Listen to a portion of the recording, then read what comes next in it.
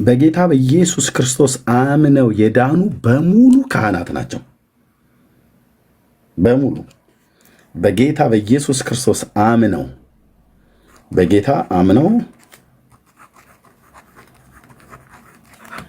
የዳኑ ሁሉ ካህናት ናቸው።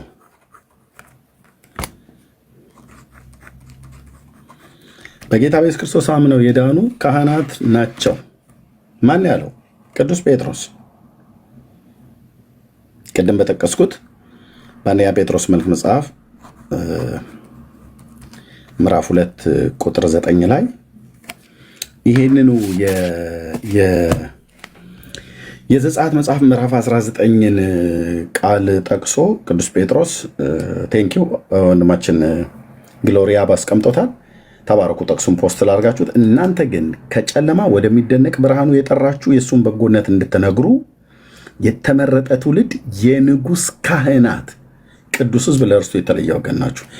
የንጉሥ ካህናት ብሎ የሚለውን እዚህ ደግሞ የካህናት መንግስት የተባለው ማለት ነው። ኦኬ፣ እስራኤልን ካህን ነህ ብሎ ሲለው ምን እያለው ነው? ኦኬ፣ እስራኤልን በዚህ ኪዳን ውስጥ ካህናት ናችሁ ብሎ ሲላቸው ምን እያላቸው ነው?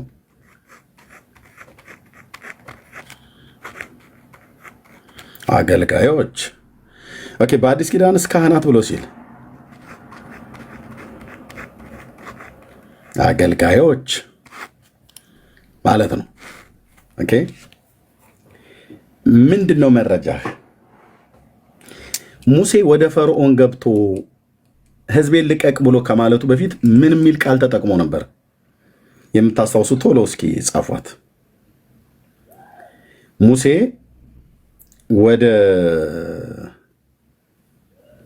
ወደ ፈርዖን ገብቶ ምን የሚል ቃል ተጠቀመ?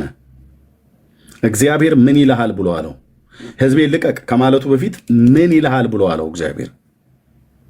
ቴንኪዩ እሙቲ አሌክስ። ያገለግለኝ ዘንድ በጣም ብዙዎች ያገለግሉ ዘንድ በጣም ብዙዎቻችሁ ጽፋችሁታል። እግዚአብሔር ይባላል። ለዚህ እኮ ነው ጴንጤነትን የምወደው። በእውነት እናንተ በጣም እኮ የተባረክን እኮ ትውልድንን። አየህ ምን ይሉኝ ዘንድ ነው ያለው? ያገለግለኝ ዘንድ ሕዝቤን ልቀቅ።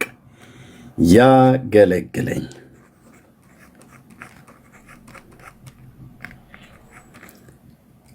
ያገለግለኝ ዘንድ ሕዝቤን ልቀቅ ብሎ ሲለው ስለ ነገዱ ስለ እስራኤል ሙሉ በሙሉ ነው ወይስ ስለ አሮን ብቻ ነው ጌታ እዚህ ጋር የተናገረው? ስለ እስራኤል ሕዝብ በሙሉ ነው የተናገረው። ስለዚህ እስራኤል ማለት ምን ማለት ነው? ካህናት ናቸው። ሕዝቡ አጠቃላይ ማለት አገልጋዮች ናቸው። ካህን ተብሎ ሲባል የግድ ዕጣን የሚያጥኑ ብቻ ማለት አይደለም። ልክ ነው። እንደሱም ደግሞ ለይቶታል። ዛሬ ትንሽ በደንብ ሰፋ አድርገን ብሉይ ኪዳን ላይና አዲስ ኪዳን ላይ በደንብ ነው የምንዋኝበት። ኦኬ፣ አዎ፣ ቴንኪው። ጌታ ኢየሱስ ለዘላለም ስም ይቀደስ። ኦኬ፣ ያገለግለኝ ዘንድ ሕዝቤን ልቀቅ ነው ብሎ ያለው እግዚአብሔር ለሕዝቡ ለኔሽኑ በሙሉ ለእስራኤል በሙሉ ነው የተናገረው ማለት ነው። ልቀቅ ብሎ ያለው የአሮንን ቤት አይደለም። ልቀቅ ብሎ ያለው የኤሊም ቤተሰብ አይደለም። ልቀቅ ብሎ ያለው ሌዋውያኑን ነገዱን ብቻ ነጥሎ አይደለም። ሮቤልና እነ ይሳኮርን እነ ዛብሎንን ተዋቸው፣ ለዊን ብቻ ልቀቅልኝ አይደለም ብሎ ያለው ህዝቡን በሙሉ ነው ልቀቅልኝ ብሎ ያለው። ለምን? እንዲያገለግሉኝ። ማን ነው ባዩ? እግዚአብሔር በባሪያው በሙሴ አፍ ለፈርዖን ማለት ነው። ስለዚህ ካህናት ማለት አገልጋዮች ማለት ነው። ማንንም ያገለግሉት ያገለግሉኝ ዘንድ ብሎ ያለው እግዚአብሔርና የሚያገለግሉት ካህናት ተብለህ አርሴማን የምታገለግል ከሆነ አንተ ወድቀሃል ብራዘር። የእመቤቴ ካህን ነኝ ይለኛል ይመጣል። ዳር ያስልህ፣ አትበጥብጠን፣ አትረብሸን፣ በንጹህ ውሃ ላይ ድፍረስ ነገር አታስገባ። ካህናት የማን ናቸው? የእግዚአብሔር አገልጋዮች ናቸው። የእግዚአብሔር አገልጋዮች ናቸው። እግዚአብሔርን ሲያገለግሉ የካህናት ስራቸው ምንድን ነው?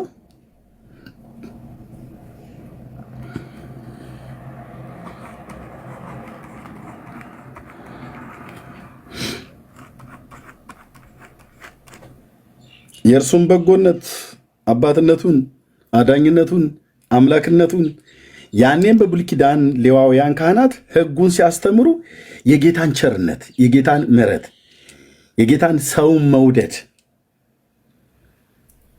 የሱን ፍቅር፣ የሱን አምላክነት እንደ ሕጉ የሚያስተምሩ ናቸው፣ ለሕዝቡ የሚያሳውቁ ማለት ነው። ለዚህ ነው በሆሴዕ ትንቢት መጽሐፍ ላይ እንወቅ እናውቀውም ዘንድ እግዚአብሔር እንከተል ይላል። በምን ይታወቃል እግዚአብሔር?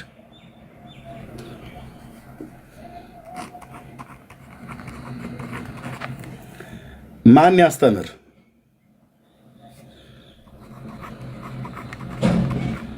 ምኑን ያስተምሩ? ሕጉ ስለማ ተጽፏል? ሕጉ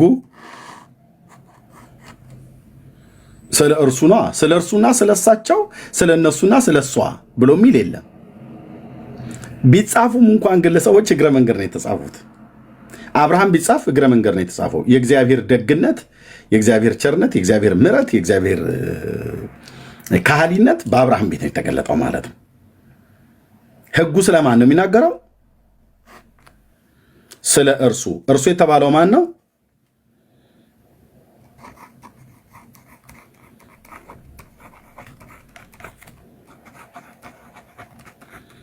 የእስራኤል አምላክ የተባለው ማን ነው? ንጉሳችን ነው፣ አዳኛችን ኢየሱስ ክርስቶስ። ስለዚህ ስለ እርሱ በጎነት፣ አዳኝነት፣ አምላክነት፣ ዘላለማዊ ሐሳቡን፣ ሰውን መውደዱን፣ ለቁጣ የዘገየ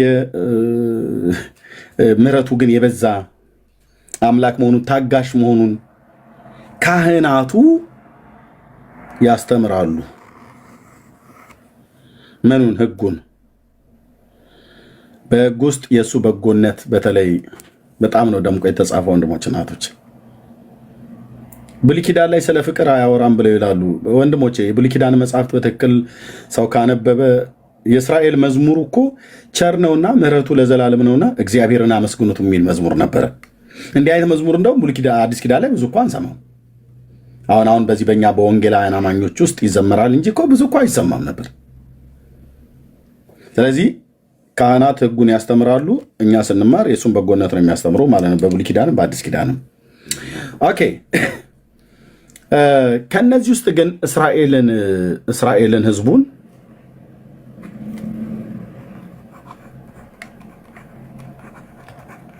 እስራኤል ሕዝቡ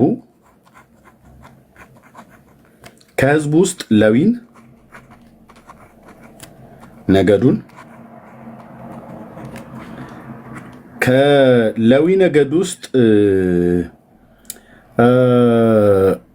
ቀዓትን ከቀዓት ውስጥ እንበረም ነው እንበረም ከእንበረም ውስጥ አሮንን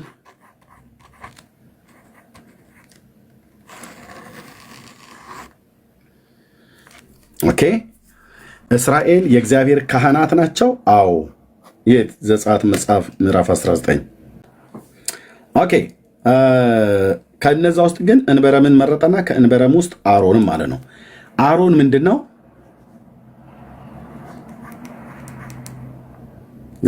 ካህን ተብሏል። ኦኬ። የዚህኛው ክህነት ከነዚህ ክህነት ለየት የሚያደርገው ይሄኛው ዕጣንን የሚያጥን ነው። እንደዚህ አይጻፍም፣ በጣም ይቅርታ። ዕጣንን የሚያጥን ነው። የት? ዘጸአት 28 ከአንድ ጀምሮ ማለት ነው።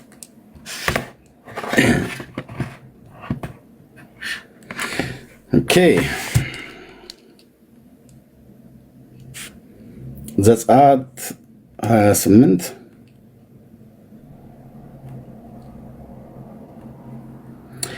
አንተም አሮንን ወንድም አሮንን ከእርሱ ጋር ልጆቹን ከእስራኤል ልጆች መካከል ለይተህ ካህናት የሆኑልኝ ዘንድ ወደ አንተ አቅርብ። አሮንን የአሮንን ልጆች ናዳብ፣ አብዲዩንና አላዛር ኢታምርን አቅርብ አለው። 4 ልጆች ነበሩት አሮን፣ 4 ወንዶች ልጆች ነበሩት። ናዳብ፣ አብዲዩና ኢታምር አላዛር ኢታምር ነበሩ ማለት ነው። እነዚህን አቅርብ፣ የተቀደሰውን ልብስ ለክብርም እና ለጌጥ እንዲሆን ለወንድም ለአሮን ስራለት አለው። አንተም ካህን ሆኖ እንዲያገለግለኝ አሮንን ቅዱስ ይሆን ዘንድ ልብስ እንዲሰሩለት የጥበብን መንፈስ የሞላሁባቸው በልባቸው ጥበበኞች ለሆኑት ሁሉ ተናገር አለ። ሎክ ወንድሞች እናቶቼ፣ ይሄ ካህን ይሄ አሮን ከነዚህ ከ4 ወንዶች ልጆቹ ጋራ በእግዚአብሔር ፊት ካህን ይሆን ዘንድ ሲያገለግል ዝም ብሎ ያሻውን ጥብቆ ለብሶ አይደለም የሚያገለግለው።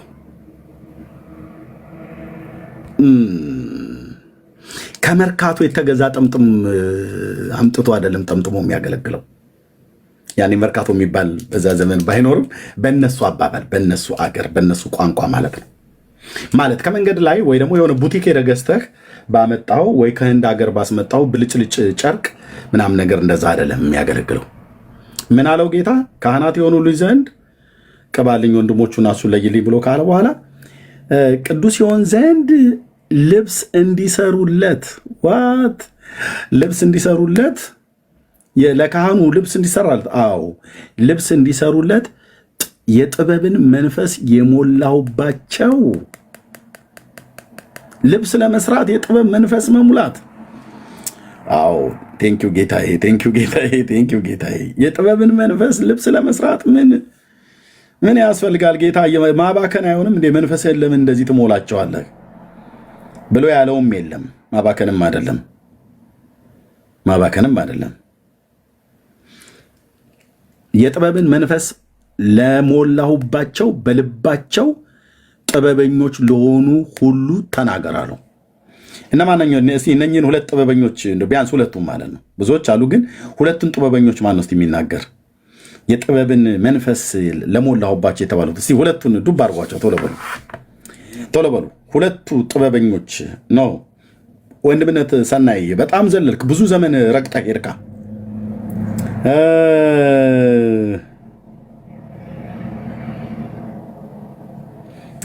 እህትየው ሀና ከአውስትራሊያ፣ ሶሊ አንደኛው ማን ነው?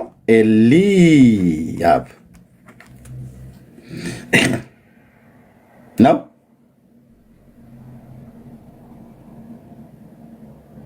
እንደዛ ነው።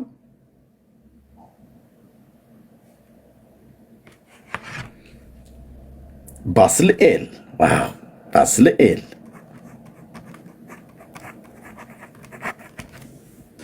እነዚህ ናቸው። ሌሎች የሉም። ሌሎችም ይኖራሉ አይደል? ሰለሞን በኋላ ነው። ሰለሞን በጣም ብዙ ዘመን ሄዳችሁ ወንድምነት ሰናይም በጣም ብዙ ዘመን ሄዳችሁ እዚህ ጋር ከተነገረበት በጣም ብዙ የ480 ዓመት ዘላችሁ ሄዳችኋል። ወደፊት ቸኮላችሁ። ጥሩ ነው ግን ቸኮላችሁ ትንሽ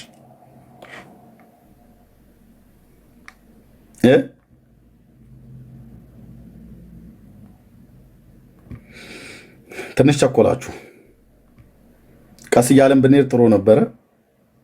ደብል ነው ረግጣችሁ ሄዳችሁት ማለት ነው። ኦኬ፣ ክፍሉ የት ይገኛል? ለመቅደስም ስራ ለመቅደስም ማገልገያ ስራ ሁሉ ያደርጉ ዘንድ እንዲያውቁ እግዚአብሔር የጥበብንና የማስተዋልን መንፈስ የሰጣቸው ባስልኤልና ኤልያብ። ዋው ጴንጤ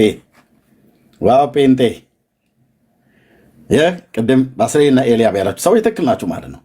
ማንን? ባስልኤልና ኤልያብ በልባቸው ጥበበኞችን ሁሉ እግዚአብሔር እንዳዘዘው ሁሉ አደረጉ ይላል። ዋው! ምዕራፍ 31 ቁጥር 1 እግዚአብሔርም ሙሴን እንዲህ ብሎ ተናገረው። ከይሁዳ ነገድ የሆነውን የኡሪን ልጅ ባስልኤልን በስሙ ጠርቸዋለሁ ይላል።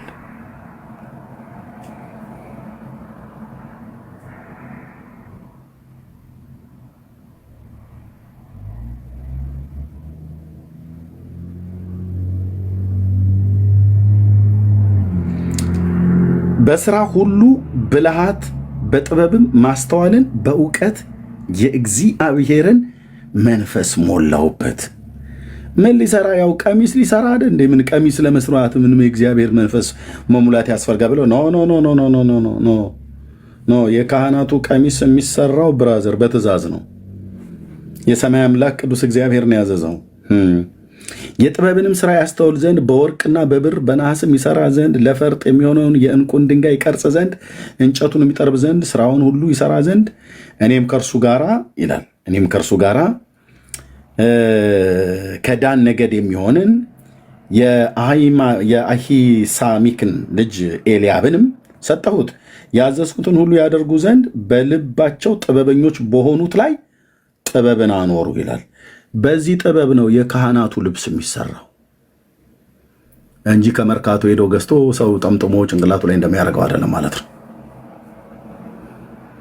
ዋው! የእግዚአብሔር ካህናት እነማን ናቸው? ኦሪቱ ላይ ነው የቆምኑ።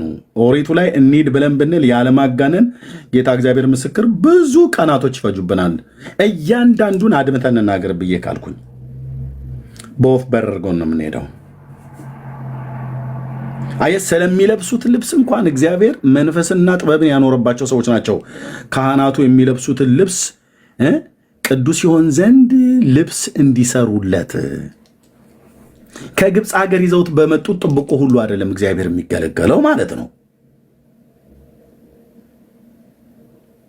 መንፈሳዊ ትርጉሙን ተውና ቀጥታ በወረደው እንኳን ከግብፅ ሀገር በመጣ ግብፅ ሀገር በገዙት ወይ ከግብፅ ሀገር በማረኩት ልብስ ማነው ስጦታ አድርገው ሰጧቸው አይደል? ብራቸውን ወርቃቸውን ምናምን ሰጧቸው አይደል? በዛ እንኳን አይደለም። ኢቭን ልብ በሉ በግብፅ ሀገር ሳሉ ቶፌና ራምሴ የሚባሉ ከተሞችን ገምተውለታል ለፈርዖን። በግብፅ ሀገር ሳሉ አሁን የሚታየው ግብፃውያን በዓለም ደረጃ የሚያስጎበኙት ፒራሚድ ሁሉ ጭምር ሳይቀር በእነሱ እጅ ነው የተሰራው ብለው ብዙ የስነ መለኮት ተማሪዎች ይከራከራሉ። አይ አንዳንዶቹ ደግሞ የለም በፈርዖን ዘመን በእስራኤል በግብፅ ላይ በነበሩበት ጊዜ ምንም አይነት አሻራ እንዳይገኝ አድርገው የእነሱን መታሰቢያ ታሪካቸውን ሁሉ ጭምር ግብፃውያኑ አጥፍተውታል ይባላል። በአርኪኦሎጂስት ጥናት እንኳን ተፈልጎ እንዳይገኝ አድርገው አጥፍተውላል ይባላል። ግን እኛ መጽሐፍ ቅዱሳችን ይነግረናል። ለራሱ ግብፃውያንም ይናገራሉ። እስራኤል በግብፅ ምድር እንደነበረ ይታወቃል። በእስልምና ሃይማኖት ዘግይቶ ቢመጣም ብቻ የእስልምና ሃይማኖት ብዙ ምስክር ሆኖ ሊጠራ አይችልም። አይ መላእክት ናቸው የሰሩት።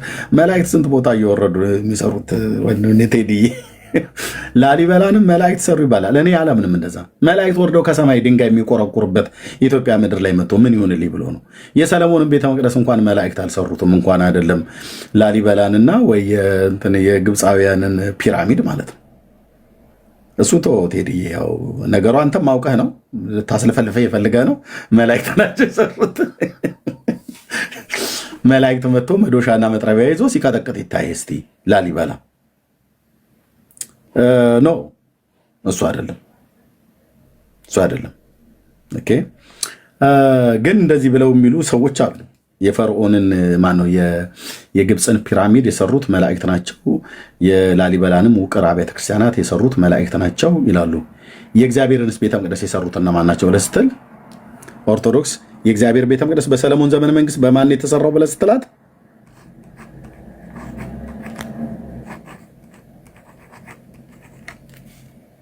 ታውቃለች። ኦርቶዶክስ ነች የምትለው።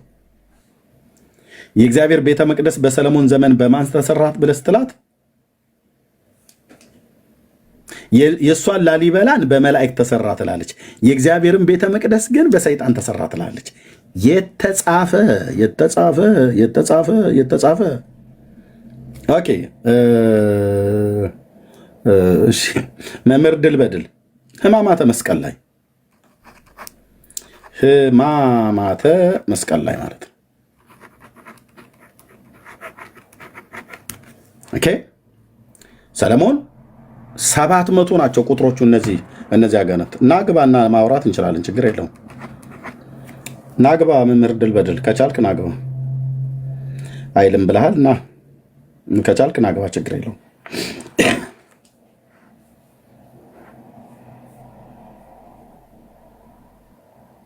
ከቻልክ ማለት ነው። ከቻልክ ግዴታ የለብህም። አይልም ብለህ ስላልክ ገብታ አሳይሃለሁ። ባትገባም ግን አሳያለሁ። ቀበሌ ነህ? እሺ ችግር የለውም። እሺ አይልም ብሎ ስላለ ላሳየው፣ ለእሱም ብቻ ሳይሆን ለሌሎቻችሁም ሁሉ ጭምር ማለት ነው። እንደማሏሽ መድኃኔዓለም ምስክር ነው፣ እናንተም ምስክሮች ናችሁ። እሺ ስለዚህ ላሳየው። ቆይ አንዴ። እንደዚህ ይላል ሰለሞን ቤተ መቅደስን ሲሰራ እንደ ባሪያ እንደ ሰራተኛ ማለት ነው የሚገዛቸው 700 ልቡሳነ ሥጋ አጋንንት ማለት ሰይጣን ማለት ነው ነበሩትና እንጨትን ቆርጣችሁ አምጡ ቢላቸው ሊቆርጧት በሄዱ ጊዜ እንደ እሳት ፈጀቻቸው።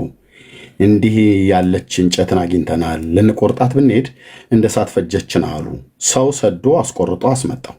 መድረክ ቢያደርገው ረዘመው፣ መቃን ቢያደርገው አጠረ። እንዳይቆርጠው አሳዝኖት በአደባባይ አኖረው። የኢትዮጵያ ንግሥት ማክዳ የምትባል ዘንዶ ስታስገድል ደሙ ሲነካት በእግሯ እንደ ፍየል ቀንድ ያለው ወጥቶባት ነበርና ለሰለሞን ጥበብ አይቼ የእግዚአብሔር እግሬንም ተፈውሼ ልምጣ ብላ ብዙ ሰራዊትን አስከትላ ኢየሩሳሌም ሄደች ይላል። ከዛ ወሆረት ንግሥተ አዜብ ከመጥራዩ ጠቢቡ ለሰሎሞን እንዲል ይላል ማለት ነው። ሰለሞን ቤተ መቅደሱን ሲሰራ እንደ ባሪያ የሚገዛቸው እንጨት የሚያስቆርጣቸው ድንጋይ የሚያስፈልጣቸው ስንት አጋንንቶች ነበሩ ይላል? 700። ይሄ ግዕዝ ቃል ነው። ያው መምህር ድል በድል ታውቀዋለህ። ልቡሳነ ሥጋ ይላል። አጋንንት ሥጋ ለብሰዋል። እሱን በሰፊ በምችል ሳለ ቀበሌ ስላለህ ስራ ላይ ልትሆን ስለምችል አጋንንት ሥጋ የለበሱ ናቸው ወይ ያለበሱ ናቸው ወይ ሥጋ የለበሱ አጋንንት እንዳሉ መጽሐፍ ቅዱስ ይናገራል ወይ? ይሄ ትምህርት ከየት ነው የመጣው? እሱ ላይ በደንብ በሰፊ እናየዋለን ማለት ነው። ግን ቤተ መቅደሱን ሲያሰራ እንጨት እንዲቆርጡና ድንጋይ እንጨት እንዲቆርጡና እንጨት እንዲቆርጡ እንደዚሁም ድንጋዩንም ራሱ እየተሸከሙ ፈልጠው እንዲያመጡ ሁሉ ጭምር የሚገዛቸው የነበሩ 700 አጋንንቶች ነበሩት ይላል። ስለዚህ የእግዚአብሔር ቤተ መቅደስን ሰለሞን ሲሰራው በአጋንንት ነው የሰራው ብላ ትላለች ኦርቶዶክስ። ላሊበላንስ ማን የሰራው ብለህ ስትላት መላእክት ከሰማይ ወርደው ትላለች። ወይ ደግሞ የግብፁን ፒራሚድ ማን የሰራው? መላእክት ናቸው ከሰማይ ወርደው ይላል። እኔ የምላችሁ ላሊበላ ድረስ ወርደው ወይ ጎንደር ድረስ ወርደው ወይ ባሌ ድረስ ሄደው ወይ አርሲ ድረስ መጥተው ወይ አዲስ አበባ ድረስ መጥተው እነ ሚካኤል መዶሻና መቆፈሪያ ይዘው በል እንግዲህ ገብርኤል በርታ እስኪ ዛሬ ቤተ ገብርኤልን እናወጣዋለን፣ ነገ ደግሞ ቤተ ማርያምን፣ በሚቀጥለው ጊዜ ደግሞ ቤተ መድኃኔዓለምን እያሉ እንደዛ ብለው የላሊበላን ውቅር አብያተ ክርስቲያናት መላእክት ሰሩት ብለው ሲሉ እኔ ኢትዮጵያዊ ነኝ። እኔ በኢትዮጵያዊነቴ አልደራደርም። ታውቃላችሁ ወንድሞች እናቶች። ግን አንዳንዴ ሳቄን ያመጣዋል። ኢትዮጵያ ውስጥ ያለ እኮ ተረት አይገበ በጣም እኮ ነው የሚገርም። ያው ልቡሳነ ሥጋ አጋንንት ናቸው የሚይዙት ይላል። እሺ ኦኬ። ይሄ ግን እንጨትም ቆርጠው ይሁን ድንጋይም ፈልጠው ቤተ መቅደሱ በሚሰራ ሰዓት ላይ ሰለሞን ይጠቀማቸው ወይ ደግሞ እንደ ባሪያ የሚገዛቸው የነበሩት አጋንንት ናቸው ወይስ ቃለ እግዚአብሔር ምን ይላል? ጋየድ ኤርምያስ ኦኬ። አንደኛ ነገሥት መጽሐፍ ምዕራፍ 5 ደስ ይላል። አንተዬ የጢሮስም ንጉሥ ኪራም ለይሁዳ በዘመኑ ሁሉ ወዳጅ ስለነበር ሰለሞኑን በአባቱ ፈንታ ንጉሥ ለመሆን እንደተቀባ ሰምቶ ባሪያዎቹን ወደ ሶሎሞን ሰደደ። ኪራም የሚባለው የጢሮስ ንጉሥ ነው። ጢሮስ የምትባለው ቴሪ የተባለችው አሁን ሊባኖስ ውስጥ ያለች ነች። የጥንትም ከተማ ናት። በእርግጥ በትንቢተ ሕዝቅኤል መጽሐፍ ላይ የተጻፈችዋ እሷ በሜዲትራኒያን ባህር ጠፍታለች። እግዚአብሔር ራሱን ያጠፋት፣ ግን በዛው በቀድሞ ስም የምትጠራ ቴሪ ይሏታል። ጢሮስ ማለት ነው። ሊባኖስ ውስጥ አለች አሁንም ማለት ነው። እና ይሄ ኪራም የሚባለው በከፊል አይሁዳዊ ዝርያም እንዳለው የመጽሐፍ ቅዱስ ተማሪዎች ይናገራሉ። ግን በዛ በሰለሞን ዘመን ወዳጅ ነበሩ፣ በዳዊትም ዘመን ነበር ማለት ነው። እሺ ሰለሞንም ወደ ኪራም እንዲህ ብሎ ላከ።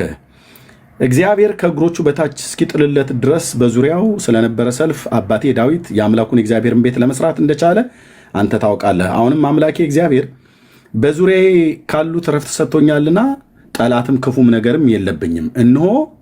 እነሆም እግዚአብሔር ለአባቴ ለዳዊት በአንተ ፈንታ ልጅህን ላይ ዙፋንህ ላይ የማስቀምጠው ልጅ እርሱ ለስሜ ቤት ይሰራል ብሎ እንደነገረው ለአምላኬ ለእግዚአብሔር ቤት እሰራ ዘንድ አስባለሁ አለ። ከዛስ አሁንም ይላል፣ ልብ በሉ የእግዚአብሔር ቃል አጋንንቶች ናቸው እንጨት የቆረጡት አይልም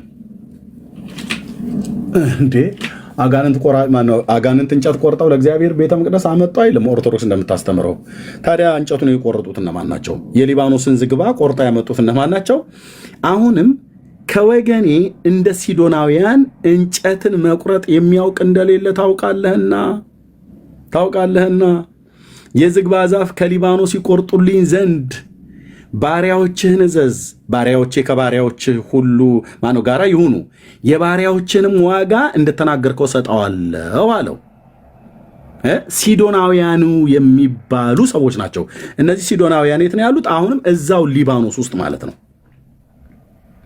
ጢሮስና ሲዶና ሁለት ከተሞች ናቸው የተጠሩት። ልብ በሉ ሲዶና፣ ጢሮስ። ይሄ በጌታም ዘመን በጌታ በኢየሱስ ክርስቶስ ዘመን በስጋ ወራት በምድር በነበረበት ሰዓት ላይ ሰዎች ከሩቅ አገር ከጢሮስና ከሲዶና ሁሉ ዝናውን ሰምተው መጥተው ነበር ብሎ የሚለው የአሕዛብ አገር ነው። ሊባኖስ የሚባለው አሁን ሊባኖስ ተብሎ የሚጠራው ድሮም ሊባኖስ ነው ተብሎ የሚጠራው ከዛ ነው። እነዚህ ሁለት ከተሞች የባህር ዳር ከተሞች ናቸው፣ የወደብ ከተሞች ናቸው። ዛሬም ጭምራሉ። ከፈለግን የሊባኖስን ካርታ አምጥቼ አሳያቸዋለሁ ማለት ነው። እና እነዚህ ሲዶናውያኑ እንጨትን መቁረጥ የሚያውቅ እንደሌለ እንደ ሲዶናውያን በእንጨት ቆርጣ ይታወቃሉ። የሊባኖስን ዝግባ እንዴት መድምደው እንደሚጥሉት እንዴት ቆርጠው ግንድላውን እያገላበጡ በባህር በኩል በሜዲትራኒያን በኩል አድርገው እንዴት እንደሚያመጡት ሁሉ በጣም ጥበብ አላቸው ሰዎቹ። ከድሮም ጀምሮ የተካኑ ናቸው። በተፈጥሮ ሕግ እግዚአብሔር እንዲህ አይነት ነገር ሰጥቷቸዋል። እነዚህ ሲዶናውያን የሚባሉት ሊባኖሳውያን ማለት ነው። ወይ ጉድ!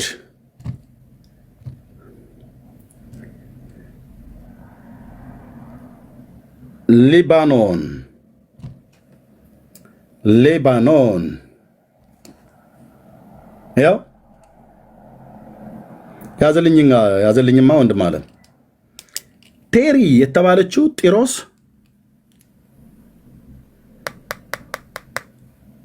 እችት ያኔም አሁንም ጢሮስ የተባለችዋ በእነ ሕዝቅኤል ዘመን ትንቢት የተነገረላት ከተማ እዚህ ባህር ውስጥ ጠፍታለች። በባህር ተከድና ጠፍታለች። ግን በዛው መሳ ለመሳ እዚህ የብሱ ላይ የወደብ ከተማ ናት። እቺ ነጥብ ነጥብ የምታዩት እነኚህ 3 ነጥብ ነጥብ የምታዩት እዚህ ጋር ሾጠጥ ያለች ነች። እዚህ ውስጥ ሊኖሩ ይችላሉ። አይ ቲንክ አሁን በጦርነቱ ምክንያት ደቡባዊ ግዛት ስለሆነ ለእስራኤል የሀያቶላ ክንፍ የተባለው ሂዝቦላ የተባለው እዚህ አካባቢ ስለሆነ አሁን እየተደበደበ ያለው ምናልባት ከዚህ አካባቢ ካለቀቁ በስተቀር እዚህ የሚኖሩ አበሾች ሊኖሩ ይችላሉ። እዚች ከተማ ውስጥ በማዳም ቤት የሚሰሩ እህቶቻችን ማለት ነው፣ የተከበሩ እህቶቻችን። ኦኬ ጢሮስ፣ ሲዶን ሲዶንም እዚሁ አካባቢ ናት። ጎን ለጎን አብሬ እንደዚህ ላሳያችሁ፣ በዚህ ላሳያችሁ። ቆይ ያው ቴሪ ማለት ጢሮስ ማለት ነው። ሲዶን ማለት ሲዶን ቤሩት እችት። ኦኬ እነዚህኞቹ ናቸው እንጨት ቆረጣ ይችላሉ ብሎ ሰለሞን የሚናገርላቸው አንደኛ ነገሥት መጽሐፍ ምዕራፍ 5 ቁጥር 6 ላይ ኦርቶዶክስ አጋንንቶች ናቸው የቆረጡት፣ ሰለሞን በአጋንንቶች ነው ያስቆረጠው ብላ ትላለች። መጽሐፍ ቅዱሳችን ደግሞ የለም ሰዎች ናቸው፣ የሲዶና ሰዎች ናቸው። የሲዶና ሰዎች ሲዶናውያን ማለት ነው፣ በሲዶና ይኖሩ የነበሩ። ለምሳሌ ኤልዛቤል የተባለችዋ ሴትዮ በዚህ በሲዶና ትኖር የነበረች የሲዶናዊት ሴት ናት። የአካብ ሚስት ያቺ ኤልዛቤል የተባለችው በነቢዩ በኤልያስ ዘመን የነበረችው እዚህ ሀገር የነበረች ሴት ናት፣ ሲዶናዊት ናት። ሲዶናውያን በዚህ ብቻ አይደለም፣ ሊባኖሳውያን በቁንጅናቸው ሁሉ ጭምር ይታወቃሉ። ሴቶቻቸው አማላዮች ናቸው፣ በተለይ በነ ሰለሞን ዘመን ማለት ነው። ይሄን ለመጠየቅ ንጉሱን ሰለሞንን ብቻ ጎራ ብለህ ብታይ ያቺ የሲዶናውያን ሴት አይደለ ከኔ ጋራ ነይ ይላታል ማለት ነው። ጸጉርሽ ከገለአድ ተራራ ላይ እንደሚወርድ እንደ ፍየል መንጋ ነው እያለ እንዴ ሰለሞን እኮ አቅልጥ ነው። አቅልጥ አልኩ። ሲዶናዊት ሴት ናት። ኦኬ የሲዶና ሴት ነች። በዝግባቸው ብቻ ሳይሆን በሴቶቻቸው ሁሉ ጭምር ይታወቃሉ ለማለት ነው። ደግሞ ያበሻ ወንድ ወደዛ ብትሄድ እስራኤል ቀጥቅጣ እንዳጥል ለማለት ነው። አርፈ እዚሁ ኢትዮጵያ የራስን ግጣም ፈልግ መድኃኔዓለም እንዲሰጥህ። ወንዶች ነው እንደ ኤርሚ ጥሩ ጥቆማ ሰጥቶናል ብለህ እዛ ብትሄድ እውነቴ ነው ብዬ የምልህ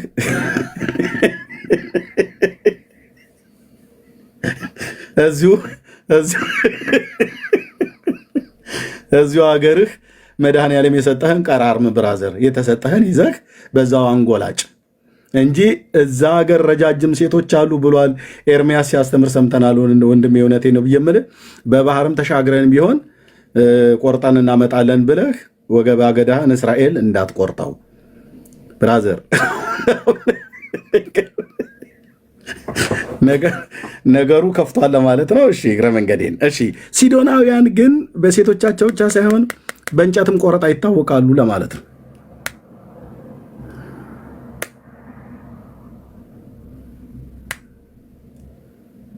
ኦርቶዶክስ አጋንንቶች ናቸው የቆረጡት።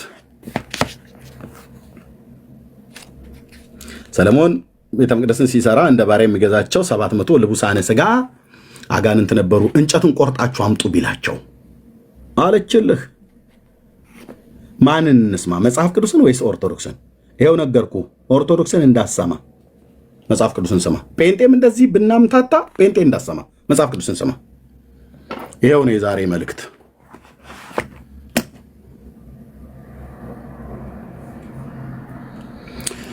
ኦኬ አንተ ታውቃለህ አለው። የሊባኖስን ዝግባ ዛፍ ከሊባኖስ ይቆርጡልኝ ዘንድ ባሪያዎችን እዘዝ፣ ባሪያዎችን ከባሪያዎች ጋር ይሁኑ፣ ባሪያዎችን ዋጋ እንደዛው እሰጣለሁ ብሎ አለው ይላል። ኦኬ የት? ሲዶን። የዚህ ከተማ ተወላጅ የሆኑ የዚህ ሀገር ተወላጅ ሰዎች ናቸው የሊባኖስን ዝግባ ቆርጠው በየት እንዳመጡት ታውቃላችሁ? በዚህ በየብሱ ተሸክመው አይደለም፣ በባህሩ ላይ እየጫኑ ነው። ከዛም ኪራም የሰሎሞን ቃል ሰምቶ እጅግ ደስ አለው። በዚህ ታላቅ ሕዝብ ላይ ጥበበኛ ለዳዊት የሰጠ እግዚአብሔር ዛሬ የተመሰገነ ይሁን አለ። ኪራምም የላክልኝንም ሁሉ ሰማው። ስለ ዝግባውና ስለ ጥዱ እንጨት ፍቃድን ሁሉ አደርጋለሁ። ባሪያዎቼ ከሊባኖስ ወደ ባህር ይጎትቱታል። አየህ፣ ዝም ብዬ አይደለም ባህር ያልኩ። ባህሩ የትኛው ነው? ይኸው ሜዲትራኒያን ባህር። እዚህ የሊባኖስን ግንዲላ በጣም ትልልቅ ዝግባዎች፣ ጥድ፣ ባርሰነት፣ አስታ የሚባሉ እንጨቶች ማለት ነው። አሁን አብዛኛው ህዝብ አያውቀውም ይሄንን። ምንድነው ባርሰነት ምናምን ነገር ብሎ ሊል ይችላል። ጥድ፣ ዝግባ፣ ባርሰነት፣ አስታ የሚባሉ እንጨቶችን በተለይ በትንቢተ ኢሳይያስ መጽሐፍ ምዕራፍ 60 ላይ ይህን ቃል ይናገረዋል። ከዛ ሁሉ ጭምር ነው የመጣው ማለት ነው። እና ምን አለ?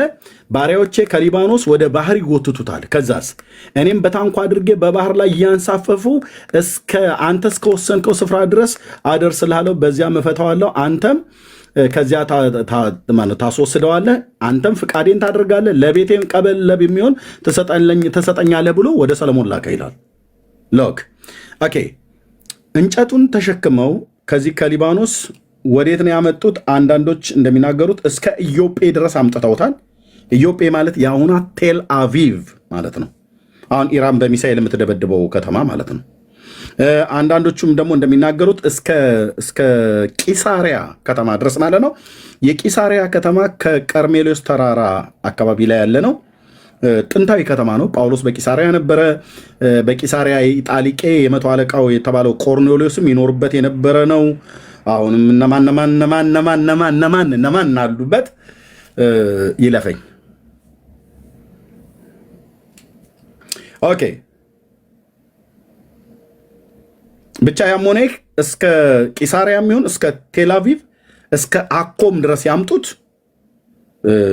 በባህር ግን እየጎተቱ አምጥተዋል። ይኸው በባህር ላይ ይጎትቱታል። እኔም በታንኳ አድርጌ በባህር ላይ እያንሳፈፉ አንተ እስከ ወሰንከው ስፍራ ድረስ አደርስልሃለሁ ብሎ አለው። ስለዚህ ከሊባኖስ ሲዶናውያን የተባሉ ሰዎች ናቸው እንጨት እየቆረጡ በባህር ላይ እያንሰፈፉ ያመጡት። ከዛ ወደ ኢየሩሳሌም ደግሞ ጎትተው አመጡት ይላል። ኦርቶዶክስ እግዚአብሔር ኦርቶዶክስ አልተገናኙም። ኦርቶዶክስ የእግዚአብሔር ቤተ መቅደስ በሰይጣን የተሰራው እንጨቱ የተቆረጠው በሰይጣን ነው፣ ድንጋይ የተፈለጠው በሰይጣን ነው ትላለች። ቁጥር 13 ለምን አላነበውም ግን እናንተዬ? እዚህ ጋር ወረድ ብዬ ሆሆ ሳላነበውማ ባልፍ በጣም ባይዘዌ ከመጽሐፍ ቅዱስ ውስጥ አንዱ በጣም የበራልኝ የመጽሐፍ ቅዱስ ክፍል ብዬ የምለው ይሄ ነው። ራሱን የቻለ ትምህርት አለው። ባይዘዌ ይሄ አንደኛ ነገሥት መጽሐፍ ምዕራፍ 13 ምዕራፍ 5 ጌታ ከረዳን በሌላ ጊዜ እንማረዋለን። በአዲስ ኪዳን ከአዲስ ኪዳን ትምህርት ጋር አገናኝተን በዚህ አጋጣሚ እስከ ዛሬ ድረስ እኔ ትምህርት እዚህ ሶሻል ሚዲያ ላይ እንደዚህ በቀጥታ አስተምሬ አላውቅም። ኦኬ እሺ፣ ግን ጌታ ይረዳና እንማራለን። ኦኬ ሰለሞን እነዛ ድንጋይና እንጨት የሚቆርጡት በተራራ ላይ ድንጋይ የሚጠርቡት ስንት ባሮች ነበሩት ይላል? ኦርቶዶክስ 700 አጋንንት ነበሩት ብላለች። ሰለሞንም ከእስራኤል ሁሉ ገባሮችን መርጦ አወጣ። ከእስራኤል ያኛው ደግሞ ከጢሮስና ከሲዶና ነው። ኪራም የሚባለው ከዚህ ከጢሮስና ከሲዶና፣ ሰለሞን ደግሞ ከእስራኤል ገባሮችን መርጦ አወጣ። የገባሮቹ ቁጥር 30,000 ሰዎች ነበሩ። ይደመራል። እህት ዓለምዬ በደንብ ነው የምንመታው። 30,000 ኦኬ። በየወሩ እያከታተለ ወደ ሊባኖስ 10,000 ይሰድ ነበር። ከዚህ ከ30,000 ማለት ነው። አንድ ወርም በሊባኖስ 2 ወርም በቤታቸው ይቀመጡ ነበር። አዶናሪምም አስገባሪ ነበረ። ሰለሞንም 70,000 ተሸካሚዎች 70,000 ተሸካሚ እንጨትና ድንጋይ የሚሸከሙ ማለት ነው። 80,000 በተራራው ላይ የሚጠርቡ ጠራቢዎች ነበሩ። ለድንጋዩም ለእንጨቱም የሚሸከሙ ስንት?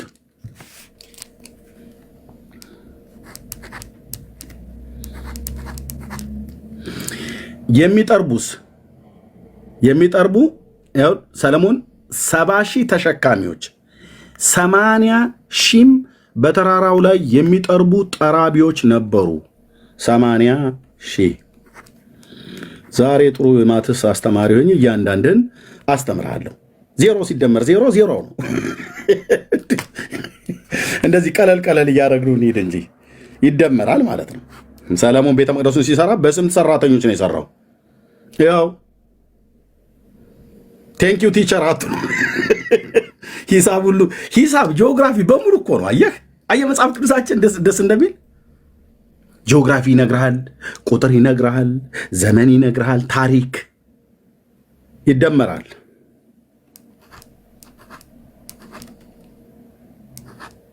አስር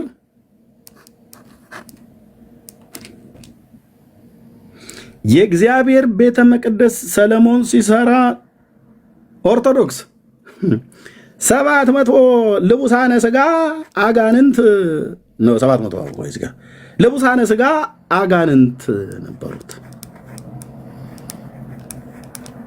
ኦርቶዶክስ ነች ባይዋ መረጃ ይኸው። የእግዚአብሔር ቃል 180,000 ሰዎች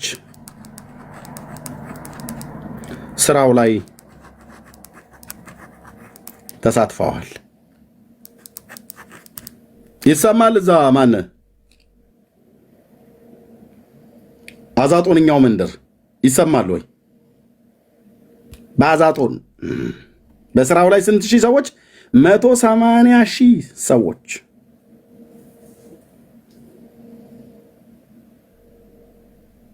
በስራው ላይ ተሳትፈው ነበር።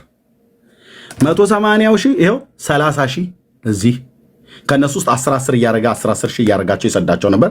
ግማሾቹ በቤታቸው ሲያርፉ፣ ግማሾቹ ደግሞ ይሄዳሉ ያመጣሉ ማለት ነው። ከነዚህ ከገባሮቹ ውጭ ደግሞ 700,000 ተሸካሚ ነበር፣ እንጨትም ድንጋይም የሚሸከሙ ማለት ነው። ይሄ ባይዘዌ ዌስተርን ዎል የሚባለው እስራኤላውያን አሁን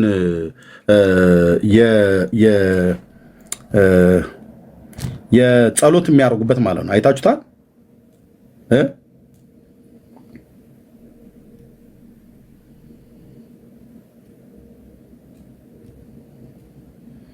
ጀሩሳሌም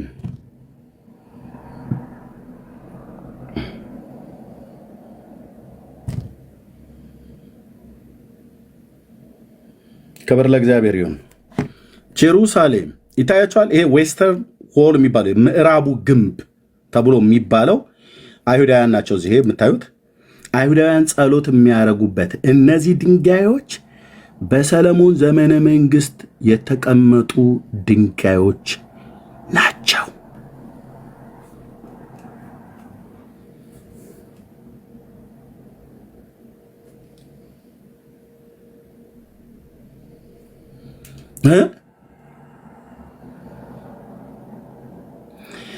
በነ ነህሚያ ዘመንም ተመልሰው የተቀመጡት የቤተ መቅደሱ የቅጥሩ ድንጋዮች በባለፈው እንደውም ሲያሳዩን ነበረ። ከእስራኤል ትዝ ይላችሁ ከሆነ ማለት ነው።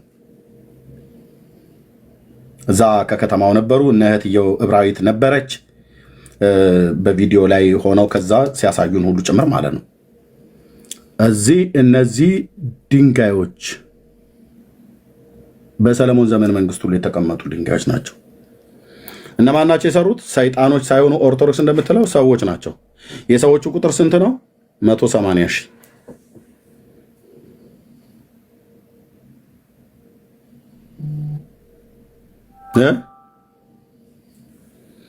ያለ ገድል ድርሳንን አንስቼ ስናገር እናንተ ወንጌል አሰብኩም ትምህርት አታስተምሩ ምናምን ነገር ብለው ይሉናል።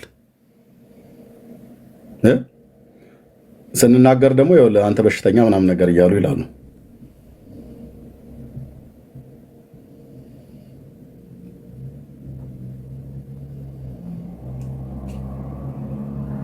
ኦኬ ቴንኪው አስችዬ ተባረክልኝ። ኦኬ ሪፖርት አለ ወንድሞች እናቶች፣ ሪፖርት አለ። የታያችሁ ሪፖርት አለ። ሪፖርት አደረጉ ማለት ነው ወገኖች፣ ሪፖርት አለ። ሪፖርት እያደረጉ ነው። ኦኬ ምን ማድረግ እንዳለባችሁ ታውቃላችሁ አይደል? ገድልንም አንስተን ዝቅዝቅ አድርገን ስንናገር ሪፖርት ያደርጋሉ። መጽሐፍ ቅዱስም ስናስተምር ሪፖርት ያደርጋሉ። ያው ስትራይክ መጣ ማለት ነው። እሺ ኦኬ። ስለዚህ ሰለሞን ቤተ መቅደሱን ሲያሰራ 180 ሺህ ሰዎችን ነው ለስራው ያዋለው። ክፍሉ የት ነው የሚናገረው? አንደኛ ነገሥት መጽሐፍ ምዕራፍ 5 ከቁጥር 13 እስከ ቁጥር 17 እስከ 15 ድረስ ባለው ገብታችሁ ማግኘት ትችላላችሁ ማለት ነው። ይሄንን ስራ ይሰሩ የነበሩት እንጨቱንም ድንጋዩንም ለመቁረጥም ይሁን ከእስራኤልም ገባሮች አሉ። እንጨቱን ለመቁረጥ ደግሞ በተለይ ሲዶናውያን፣ እዚህ ሲዶናውያኑ እንጨት በመቁረጥ ይታወቃሉ። የዚያው የሊባኖስ ሀገር ሰዎች ናቸው የቆረጡት። ኦርቶዶክስ እንደምትለው አጋንንቶች አይደሉም። ላሊበላን መላእክት ሰራው፣ የሰለሞን ቤተ መቅደስ አጋንንት ሰራው ብሎ የሚለው ትምህርት ይሄ ተንሸዋረረ ክፉ ትምህርት ነው። እንዳትሰሙ።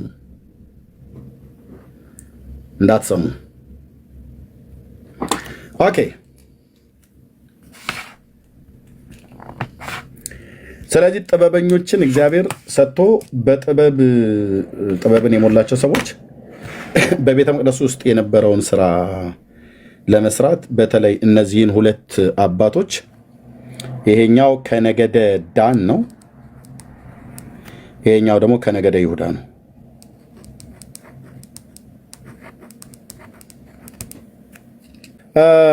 ይሄ ከነገደ ዳን ነው፣ ይሄኛው ከነገደ ይሁዳ ነው። ባይዘዌ ይሄ አባት አንድ በመጽሐፍ ቅዱስ ላይ ስሙን የምታውቁት ታላቅ የእግዚአብሔር ሰው የእሱ ልጅ ነው። ዮርዳኖስን የተሻገሩ ሁለት አባቶች ነበሩ አይደል? ፈጽመው ተከትለውኛልና አወርሳቸዋለሁ ብሎ ያላቸው እግዚአብሔር ማንን ነበረ? ጴንጤ ሳሊለነ ቅድስት አንልም እኛ ቤት ታውቃለህ። አሁን እንግዲህ ማን ነበሩ? ተከትለውኛልና አወርሳቸዋለሁ ብሎ ያለው ካሌብና ኢያሱ አለ። ወንድምነት ቴድዬ ማለት ነው። አዎ ኦኬ። ካሌብና ኢያሱ ልብ በሉ እና ኢያሱ። ኦኬ ይሄ ባስልኤል የሚባለው ልጅ የማን ልጅ ነው?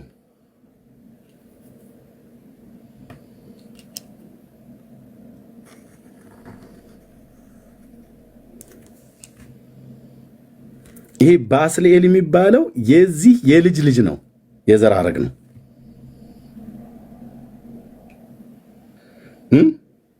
እሺ ሌላ ደግሞ አንድ ነገር ልንገራችሁና መለሳለሁ ወደ ካህናቱ ጋር። ከዚህ አባት ጋር አንድ ሰው አብሮ ይጠራል ከሙሴ ጋር በተገናኘ። ማና ማን ናቸው? አንዱን ጥሩት። ብሉይ ኪዳን ባህር ነው አልኩ ብራዘርዬ። አንዱ ቤተሰብ ጋር ብቻ እንቆማለን። ማና ማን ናቸው? የሙሴን ልናገሮች የሙሴን እጅ በመደገፍ ማማ ነበሩ ይላል።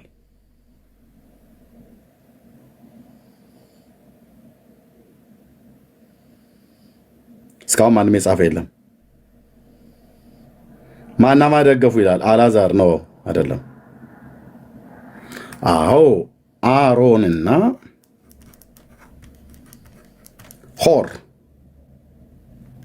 ሆር የሚባለው አባት ማለት ነው። ኦኬ እነዚህ ሁሉ ከነገደ ይሁዳ ናቸው።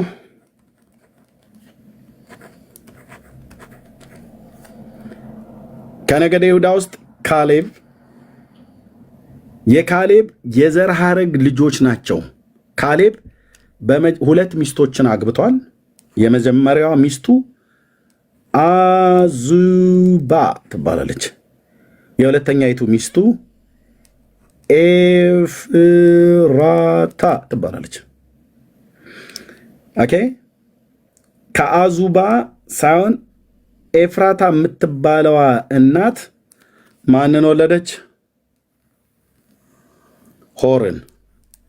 የቱ ጋር ይገኛል ይሄ ነገር? አንደኛ ዜና መጽሐፍት ላይ ነው። ሄደን እንኮመኩመዋለን። ኦኬ አንደኛ ዜና መጽሐፍ የኤስሮምም ትውልድ ይህ ነው ይላል። ኦኬ የኤስሮም ትውልድ ይሄ ነው። ኤስሮምን የሚያውቀው ሰው አለ? የሚያስታውሰው ሰው አለ? አብርሃም ይስሐቅን ወለደ፣ ይስሐቅ ያዕቆብን፣ ያዕቆብ ይሁዳና ወንድሞችን ወለደ፣ ይሁዳም ከትዕማር ፋሬስን ወለደ፣ ፋሬስ ኤስሮምን ወለደ፣ ኤስሮምን ወለደ፣ ፋሬስ ኤስሮምን ወለደ ይላል። ማቴዎስ ወንጌል መጽሐፍ ምዕራፍ 1 ላይ ትዝ ይላችኋል። ኦኬ በሌላኛው መጽሐፍ ላሳይ። በሌላ መጽሐፍ ቴንኪው መንፈስ ቅዱስ ለዘላለም ስም ይባረክ የነባት ማቴዎስ ወንጌል መጽሐፍ ምዕራፍ 1 ላይ አብርሃም ይስሐቅን ወለደ፣ ይስሐቅ ያዕቆብን ወለደ፣ ያዕቆብ ይሁዳና ወንድሞችን ወለደ፣ ይሁዳም ከትዕማር ፋሬስና ዛራን ወለደ፣ ፋሬስም ኤስሮምን ወለደ። የኤስሮምም ልጆች ካሌብ ከሚስቱ ከአዙባ ከይትረአም ልጆችን ወለደ። ልጆቿንም ያሳር፣ ሶባብ፣ አርዶን ነበሩ። ማ ከምትባለዋ እናት አዙባ ከተባለችዋ እናት ካሌብ የሚባለው አባት እነዚህን 3 ልጆችን ወለደ። አዙባ ሞተችበት። ቁጥር 19 አንደኛ ዜና ምዕራፍ 1 ምዕራፍ 2 የትውልድ የዘር ሐረግ የሚጻፍበት ቦታ ወገኔ እህት አለምዬ ወንድም አለም እንዳትዘል። መዝለል የሚባል ነገር አቁም። ጴንጤ ሲዘል አያምርበትም። ማንበብ ነው። በደንብ ወጥረህ ነው ማንበብ ያለብህ። ኦኬ አዙባ ሞተች ይላል። ካሌብም ኤፍራታን አገባ። ቅድም የጻፍኩልህ ማለት ነው። ባይዘዌ የልጄ ስም ነው ኤፍራታ። ሴቶች ልጆች የምትወልዱ ሰዎች ካላችሁ ኤፍራታ ብላችሁ ስም አውጡ። እንደዚህ አይነት ጥሩ ምን ማለት ነው ትርጉሙ? ፍሩትፉልነስ ድርብ ፍሬያማነት ማለት ነው። የሰው ስም አንድ ሰው ተጠርቶባታል መጽሐፍ ቅዱስ ላይ። ካሌብ አዙባ ከሞተችበት በኋላ ኤፍራታን አገባ። እርሷም ሆርን ወለደች። ያው ኤፍራታ ሆርን ወለደች። የነብይ እጅ የሚደግፍ ብላቴና ማለት ነው። ጌታ ኢየሱስ ሆይ ለዘላለም ስም ይባርክ። ልጆቼ እንደዚህ ይሆኑ፣ የአንተን ባሪያዎች በዘመናቸው የሚደግፉ፣ በምድር ላይ የሰጠኸኝን እንግዳ ዘመን ጨርሼ ወደ አንተ መጣለሁ። ነገር ግን ልጆቼ አንተን ያገልግሉ፣ ልጆቻችን አንተን ያገልግሉ። አንተን ባያገለግሉ እንኳን አንተን ማገልገል የሚችሉትን እጃቸውን ይደግፉ። በገንዘባቸው፣ በሀብታቸው፣ በእውቀታቸው እግዚአብሔር በሰጣቸው ነገር አንተ የጠራሃቸውን ባሪያዎችን ይደግፉ። ኤፍራታ ሆርን ወለደች። ሆር አሮንና ሆር የሙሴን እጅ እንዳይደክም ይደግፉ የነበሩ ሰዎች ናቸው ማለት ነው። እንደ ዘመንኛው የሚሳደቡ አልነበሩም አገልጋይ ማለት ነው። ቴንኪው መንፈስ ቅዱስ።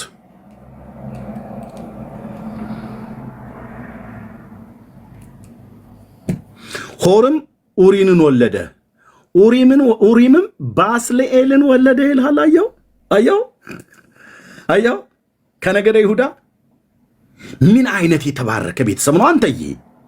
እዚህ የነብይ እጅ የሚደግፍ እዚህ ደግሞ ጥበብን የሞላበት እግዚአብሔር ጥበበኛ የቤተ መቅደሱን ጩጩ አለኝ። ጌታዬ ስም ይባረክ። የኔ አባት እግዚአብሔር ሙሴ እንዲህ ብሎ ተናገረው። ከነገደ ይሁዳ የሆነ የሆርን ልጅ የኡሪ ልጅ ባስልኤልን በስሙ ጠርቼዋለሁ። በሥራ ሁሉ ብልሃትና ጥበብን ማስተዋልን በእውቀትም የእግዚአብሔር መንፈስ ሞላሁበት ይላል። አየህ ዘሮቻቸው በሙሉ የተባረቁ ናቸው። ይሄ አባት ነው የአሮንን ቀሚስና ልብሱን የሰራው። ካህኑ ጋር ነኝ እመለሳለሁ። በልባቸው ጥበበኞች የዘነጋሁት እንዳይመስላችሁ፣ ቅዱስ እግዚአብሔር ምስክር ነው። በመንፈስ ቅዱስ መነዳትን የእግዚአብሔርን ቃል ማገልገሉ ሳገለግል ቴንኪው አባዬ፣ ቴንኪው እኔ ጌታ ያልናቀኝ ሕዝብን ያልናቅህ ለዘላለም ቅዱስ ስም የተባረከ የሆነ የኔ አባት።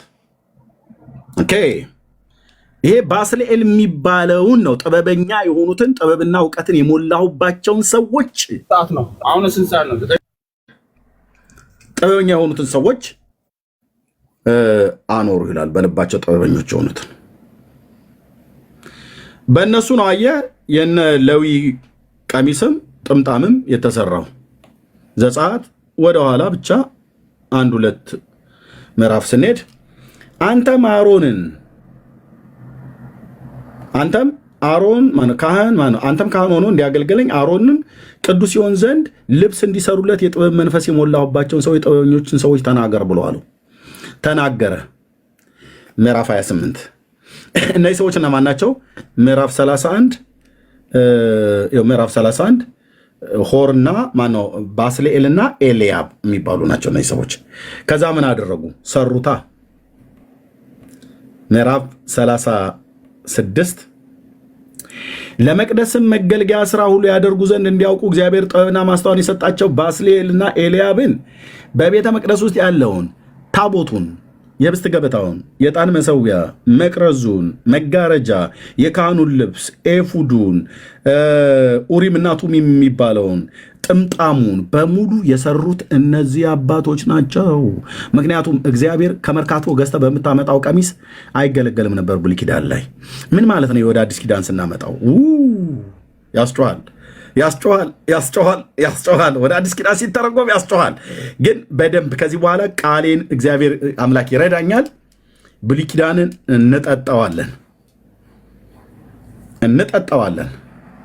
እግዚአብሔር ትምህርት ቤት በገባ ብቻ አይደለም የሚያምነው።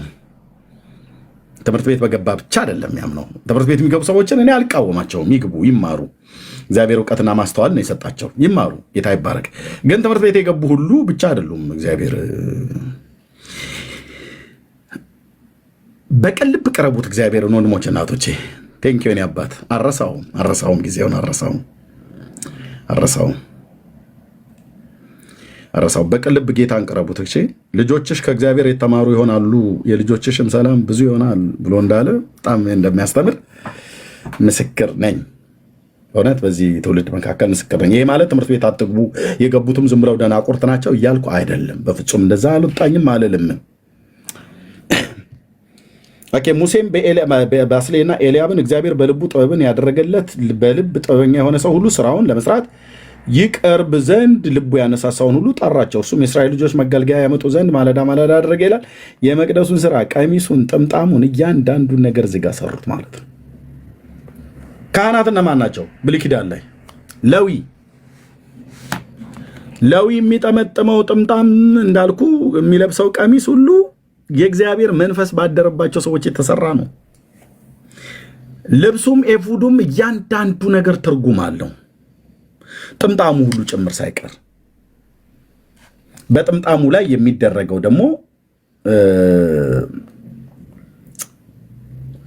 ከወርቅያ ቅጠል የተሰራ ሁሌ የምናገረው በጣም የእግዚአብሔር ሕዝብ ሁሉ አርማችን ሊሆን የሚገባ ማለት ነው። ሆሊነስ ቱ ዘ ሎርድ፣ ቅድስና ለእግዚአብሔር የሚል ማለት ነው። ቅድስና ለማ ወንድሞቼ ናቶቼ የሰይጣን መንግስቱ ለዘላለም በጌታ በኢየሱስ ክርስቶስም የፈረሰ ይሁን። ደግሞ ፈርሷል። ቅድስና ለማን? ለእግዚአብሔር።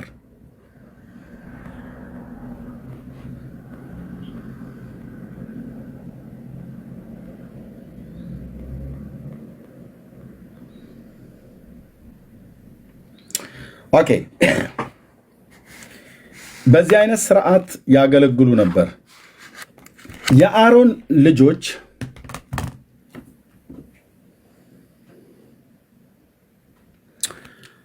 እስራኤል ሁሉ በሙሉ ህዝቡ ካህን ተብሎ ተጠርቷል። ዘጸአት 19 ላይ ቅድም አይተናል፣ ቁጥር 6 እና 7። ሌዊም በነገድ ደረጃ ካህን ተብሎ ተጠርቷል። ዘውልቁ መጽሐፍ ምዕራፍ 16 ላይ እዛ ክፍል ላይ ቀዓትና ጌዴሶን ሜራሪን ይናገራል። የቀዓትን ወገን በተለይ ይናገራል።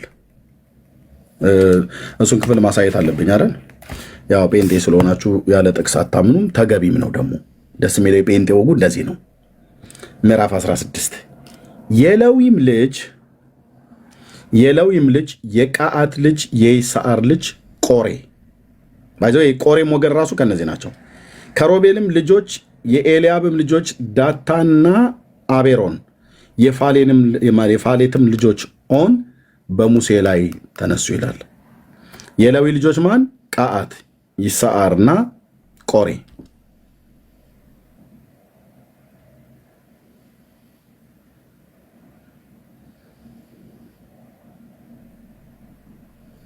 ኦኬ ቀዓትን ሄደን ፈልገን ለማግኘት የት ነው የምንሄደው? ዘጸአት መጽሐፍ ምዕራፍ 6 ቁጥር 18 የቀዓትም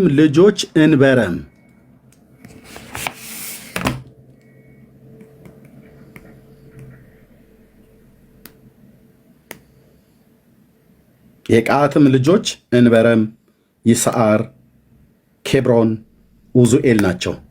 የቀዓትም የህይወቱ ዘመን ሁሉ የህይወቱ ዘመን 133 ዓመት ነው ይላል። ከዛ የሜራሪ ልጆች አሉ። ቀዓታውያን ለብቻ ናቸው፣ ሜራራውያን ለብቻ ናቸው፣ ጌዴሶናውያን አሉ። እነዚህ ዘውልቁ መጽሐፍት ላይ በተለይ ምዕራፍ 1 2 3 4 5 በስመ አብ እንደ ጠሊቅ ባህር ገብተህ ትልልቅ ሪቬሌሽን መገለጦች ሁሉ ጭምር የግለሰቦቹን ስም መጥራት ብቻ አይደለም ወንድሞቼ፣ በውስጡ የታመቀ የእግዚአብሔር እውነት ማለት ነው። አሁን ምን ሰዎች ስም ዝርዝር ተጽፎ ምን የተለየ ነገር ልታመጣ ትችላለህ? ብራዘር እንዳትቸኩል፣ እንዳትቸኩል። የሜራሪ ልጆች ሞሆሊ፣ ሙሲ ናቸው። እነዚህ ሁሉ ትውልዳቸው የሌዊ ነገሮች ናቸው ካለ በኋላ የእንበረም ያጎቱ ልጅ ማነው? እንበረምም የአጎቱ ልጅ ዮካብድን አገባ። የሙሴ የማርያም የአሮን አባት፣ የሙሴ የማርያም የአሮን እናት አባት፣ የሙሴ የአሮን የማርያም እናትና አባትና እናት ዮካብድ፣ አባት እንበረም። ዘውልቁ መጽሐፍ ዘጸአት መጽሐፍ ምዕራፍ 6 ቁጥር 20 ላይ የሙሴ የአሮን የማርያም አባት እንበረም እናታቸው ዮካብድ አገባ ይላል። ያጎቱ ልጅ ነው ያገባው። አሮንና ሙሴን ወለደች። እንበረምም የህይወቱ ዘመን ሁሉ 137 ዓመት ነው ይላል። ለምንድን ነው ማርያምን እዚህ ጋ የተዋት? ማን ነው ይመልስልኝ? እዚህ ክፍል ላይ ሲጽፋት ለምንድነው ማርያምን የተዋት?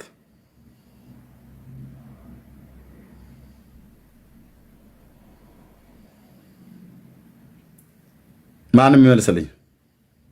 ጠሩ ጌታ አይነት ሳራ 7 ተባረክ ይሄታለ። ሴቶቹ አይቆጠሩም። ለዛ ነው እዚህ ጋር ያልተጻፈችው እንጂ የሙሴም ታላቅ ናት። እና እነዚህ ናቸው። እናትየዋ ዮካብድ ችት፣ አባትየው እንበረም። የዘር ሐረጋቸው ከየት ይቀዳል? ቀዓታውያን ማለት ነው። ቀዓት እንበረምን ወለደ። ቀዓት እስራኤል፣ ሌዊ፣ ቀዓት፣ እንበረም፣ አሮን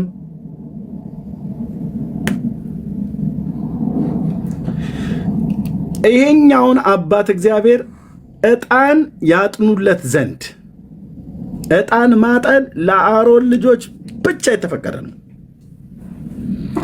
እተላለፋለሁ ብለህ ብትል እግዚአብሔር ሂሳብን ይሰጥሃል ማለት ነው። በብሉይ ኪዳን ላይ ሆነ ካህናት ነኝና እኔም ዕጣን ማጠን እችላለሁ ብለህ ብትገባ ዘኍልቍ መጽሐፍ ምዕራፍ 16 ላይ የቆሬ ልጆች ላይ የደረሰውን የሚያውቅ ያውቀዋል። ካልሆነስ እኔ ያሳውቃለሁ።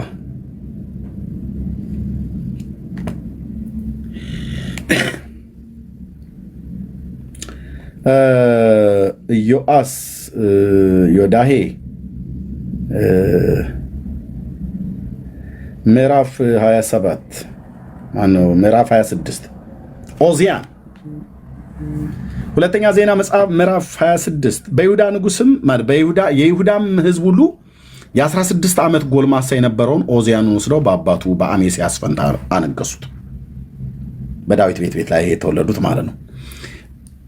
ንጉሱም ከአባቶቹ ጋር ካንቀላፋ በኋላ ኦዚያን ኤላትን ሰራት ይላል። ኤላትን ሰራት። ኤላት የምትባል ከተማ የሚያውቀው ማን ነው? እዚህ ውስጥ ያሉ እስራኤላውያን ሌሎች እናስቼ ምናምን ነገር አሮንዬ ዝም በሉ። ኤላት ከተማን የሚያውቅ ማን ነው? እዚህ ውስጥ 77 ቁጥር ጻፉልኝ። እውነተኛ ሆናችሁ ጻፉልኝ እጠይቃለሁ። ኤላትን ሰራት ይላል። ኤላትን የሚያውቃት አለ? ኢላት አዎ ይህን የእስራኤልን ስትማርና መጽሐፍ ቅዱስን ስትማር እስራኤልን ታውቃለህ። መጽሐፍ ቅዱስን ያለ እስራኤል ካርታ አውቃለሁ ብሎ ማለት ምን ብዬ ልበልህ? እውር ድንብርህ ነው የሚጠፋው ማለት ነው። የአሁኗ ኢራን አለችልህ እሙ የናቲ እናት ተባለችዋ። ኤላት ማለት የአሁኗ ኢራን ናት። መድኃኔዓለም ክርስቶስ ምን አልኩሽ እህት ዓለም? ምን አልኩሽ? ጨጓራውን ላንድደው ብለሽ ነው ወይስ እንዴት ነው? ምንድን ነው ጥፋቴ? ይሄን አለ ወይስ ሚሳኤል መወርወርሽ ነው? የነገር ሚሳኤል ተይኝ እንጂ ስለ መድኃኔዓለም ምን ባጠፋው ነው እንደዚህ ድብልቅልቅ የዝንጀሮ ሰርግ አስመሰልሽው ባንዴ? ኦኬ ኤላት ማለት ከእስራኤል ደቡባዊ ግዛት ላይ ያለች በቀይ ባህር ድንበር ላይ ያለች ጥንታዊ ከተማ ናት። ኤላት ማለት ነው። ኤላም እና ኤላት ተምታቶበት። ኤላም ልክ ነሽ። ኤላም እንደዛ ከሆነሽ ላስታክላት። ኤላም ማለት በኤላም ይሄ ኢራን ውስጥ ነው የሚገኘው። ልክ ነው። የኤላም አውራጃ የሚባለው ማለት ነው። እኔ ግን ያልኩትኝ ኤላት ነው።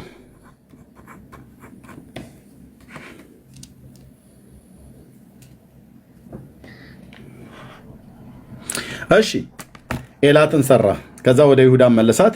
ኦዚያን መንገስ በጀመረ ጊዜ 16 ዓመት ጎልማሳ ነበር። በኢየሩሳሌም 12 ዓመት ነገሰ። እናቱም ይኮልያ የተባለች የኢየሩሳሌም ሴት ነበረች። አባቱም አሜስያስ እንዳደረገ ሁሉ በእግዚአብሔር ፊት ቅን ነገር እናደረገ። እግዚአብሔርም መፍራትን ባስተማረ በዘካርያስ ዘመን እግዚአብሔር ይፈልግ ዘንድ ልብ አደረገ። እግዚአብሔርም በፈለገ ጊዜ እግዚአብሔር ነገሩን አከናወነለት።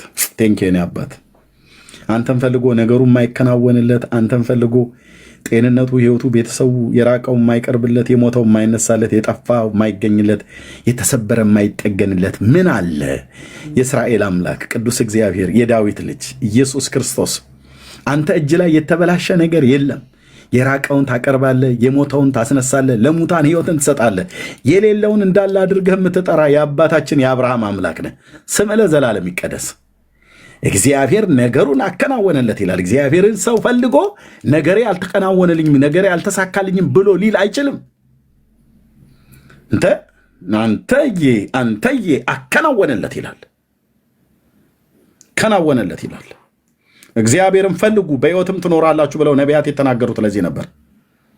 የአባቶቻችን አምላክ ቅዱስ እግዚአብሔር ይርዳን በእውነት እኔንም እናንተንም ፊቱን መፈለግ እሱም መፈለግ አከናወነለት ይላል። ከዛ ወጥቶም ከፍልስጤማውያን ጋር ተዋጋ። የጌትና የዮዛብን የየብናን የአዛጦንን ቅጥር አፈረሰ ይላል። በአዛጦንም ፍልስጤማውያን ሀገር ሁሉ ከተሞችን ሰራ። ሄዶ በአድ ሀገር ሁሉ ማለት ነው። እግዚአብሔር ነገሩን ሲያከናውለት በጠላቶቹ ላይ ሁሉ የበላይ ሰጠው ማለት ነው። እግዚአብሔርም በፍልስጤማውያንና በጉርበአል የሚኖሩትን አረባውያንና ምዑናውያን ላይ ረዳው ይላል። ጠላቶቹ ሲዋጋ እግዚአብሔር ረዳው።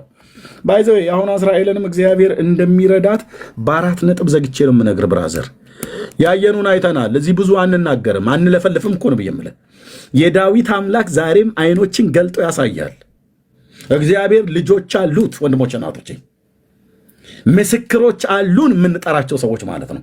እያንዳንዷ የሚሆነውን ነገር ሁሉ ጌታ እግዚአብሔር በገለጠልን ያህል ልክ እኔ ምስክር ነኝ። ይኸው በፊቱ የቆምኩት የኤልያስ አምላክ ምስክር ነው። የአሁኗን እስራኤልንም የእግዚአብሔር መለኮታዊ ክንድ ይረዳታል። እየረዳትም ነው ኦኬ ብዬ አይደለም ዝም ብለን አይደለም የምንለፈልፈው እኮ ነው ብዬ የምልህ። እኔም ማቀው እግዚአብሔር እነዚህ አባቶች የነቢያት ላይ ሲሰራ የነበረው ጌታ ነው እንዴ። በደንብ ነው እኮ የሚያወራን፣ በደንብ እኮ ነው የሚያወራው። አባዬ ስሙ ለዘላለም ይባረክ። እሱ ትልቅ ነው። ይህንን እረኛ አልናቀውም፣ አንቺንም አንተንም አልናቅም። በቅነት ለሚቀርቡት ያው ይናገራል። ዳዊት እንዳለው ማለት ነው። እግዚአብሔር አምላክ የሚናገረውን ሰማዋለሁ፣ ሰላምን ለሕዝቡና ለቅዱሳኑ ልባቸውንም ወደ እርሱ ለሚመልሱት ይናገራል ይላል። ይናገራል። በኤልያስ ዘመን ብቻ ሰርቶ እኔ እጅ ላይ ዘመን ሲደርስ አፍንጫችሁ ላሱት፣ የራሳችሁ ጉዳይ በእናንተ ዘመን አልሰራም ብሎ የሚል ጌታ አናቅም። የሚሰራ አምላክ ነው። የሚናገር አምላክ ነው። የሚያደርግ አምላክ ነው። የሚረዳ አምላክ ነው። ያኔ አረባውያን፣ ሞዓባውያን እነዚህ በሙሉ ምዑናውያን የተባሉት ፍልስጤማውያኑን ለመፍታት ኦዚያንን የረዳ እግዚአብሔር ዛሬም አንተን፣ አንቺን፣ እኔን ለመርዳት የታመነ ጌታ ነው። አሞናውያንም ለኦዚያን ገበሩ ይላል። የባዕዳን ምድር ሁሉ ለኦዛ እንዲገብሩ አደረገ። ሰውየው ግን በኋላ ትንሽ ወፈፌነት ተሰማው። እሱ ለነገር መጣው እጅግም በርትቶ ነበርና ዝናው እስከ ግብፅ መግቢያ ድረስ ተሰማ ይላል። የኦዚያን እግዚአብሔር ከእሱ ጋር የሆነ ለሰው ዝናው ላይ ወጣ ነው እንዴ? በጣም ይወጣል። ግን የእኛ ዝና እንዲነገር ነው አይደለም። የኦዚያን ዝና እንዲነገር ነው በፍጹም። እግዚአብሔር አስነስቶ ከከብት እረኝነት ከሰባተኛ ክፍል ትምህርት አስጥሎ የትኛውንም የቴዎሎጂ ትምህርት ቤት በሩን ሳላቀው እግዚአብሔር የቃሉን ደጆች ከከፈተ እኔ ምስክር ሆናለሁ በዚህ ትውልድ መካከል። እግዚአብሔር ዛሬም ያስተምራል፣ ዛሬም በቅልብ የሚቀርቡትን ይናገራል ብሎ ለማለት ኤርሚያስ ምስክር ነኝ። እዚህ አንተ ምስክር ነህ፣ አንቺ ምስክር ነሽ እህቴ፣ እንተ ምስክር ነህ። በእውነት ነው ብዬ የምላችሁ ወንድሞች እናቶቼ፣ የኔ አባት ምስክር ነው። አሞናውያንም ገበሩለት ይላል። ማን ነው የማይገብርልህ? እግዚአብሔር ካንተ ጋር ሆኖ ማን ነው የማይገዛልህ? እርሱ የረድኤት ጋሻ የከፍተኛነትም ሰይፍ ነው። ጠላቶችም ይገዙልሃል፣ አንተም ከፍታቸውን ትረግጣለህ ተብሎ በአምላኬ ቃል ስለተጻፈ እግዚአብሔር የጠላትን ከፍታ ሁሉ ያስረግጣል። ምክንያቱ አሰላለፍን ከእግዚአብሔር ጋር ስታደርግ፣ ንጉሱን ስትፈልገው፣ በግርማው በውበቱ ልታየው ስትናፍቅ፣ ኢየሱስ ስትለው በቀን በሌሊት ዝናህ እንዲወጣ ያደርገዋል። ግን ዝና ሲወጣ አንተ ዝቅ ነው ማለት ያለብህ፣ አንቺ ዝቅ ነው ማለት ያለብሽ። ሽንሽን ቀሚሽን ለብሰሽ መድረክ ላይ እንትን ምንድነው ሎቲና ጌጣጌጥ እንትን ብለሽ አንቺ እንድትታይ ኖ አንተ በከረባት ታንቀህ፣ ከረባት አልሰሩ ልክ ነው፣ ግን በቃ የምትለብሰው የማይክል ጃክሰንን የሚመስል ልብስ ለብሰህ ተንቆጥቁጠህ ኢየሱስን ሸፍነ አንተ እንድትታይ አይደለም። እኔን ይሁን እያል ካሜራ ሰድረ በግራና በቀኝ እኔን እንድታዩ ነው ካሜራ አስቀመጡ። በቃ ብራዘር ይኸውልህ፣ ልብ አትጠራጠረኝ አልኩ። የአባቶቼ እግዚአብሔር አምላክ መንፈስ ምስክር እኮ ነው አልኩ። እግዚአብሔር ክብሩን ቀስ ብሎ ያነሳዋል አልኩ። ቀስ ብሎ። ከዛስ ዝምባም ሆነ ነው የምትቀረው።